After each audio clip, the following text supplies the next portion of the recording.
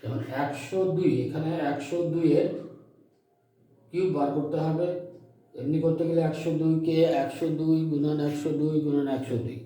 তার থেকে আমার এই যে এটা দেখে নাও, 102-এর কিউব কী হবে, এখানে দুটো ব্লক করো, এটাকে একটা ইউনিট ধরো আর 2।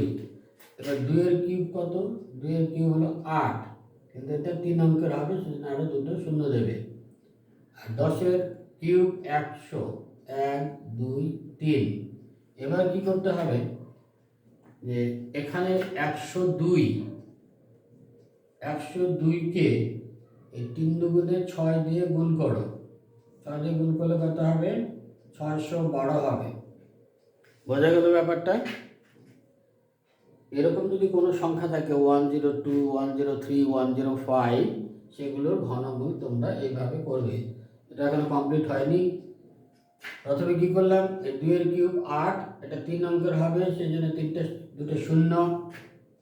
এবার 10-এর কিউব 100, আর কি করবে, যে 102-কে এই 3 দুগুণে 6 দিয়ে গুণ করলে এই গুণফলটা এখানে 2 ঘর বাদ দিয়ে এখানে 612, অর্থাৎ 612 লিখলে।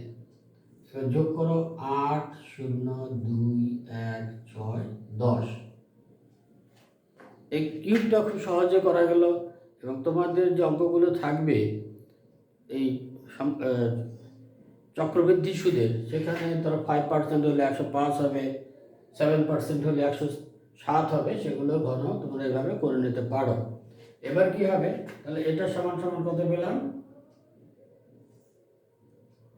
এটা কিউব করে পেলাম 1061208 ডিভাইডেড বাই 100, ডিভাইডেড বাই 100।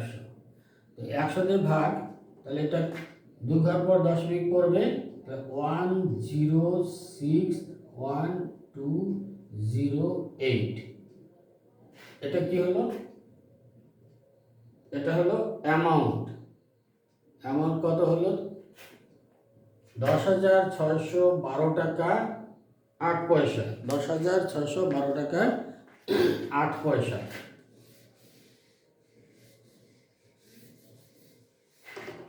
আমাদের কি বার করতে বলেছে, দেখো এখানে কোশ্চেনে আছে 9 মাসের চক্রবৃদ্ধি সুদ কত। এটা হলো সমূল চক্রবৃদ্ধি। এটা সমূল চক্রবৃদ্ধি, অর্থাৎ সুদ আর আসল। এখানে আসল কত ছিল, 10,000। তাহলে এখান থেকে যদি আমি 10,000 টাকা বাদ দিই, তাহলে কি হবে,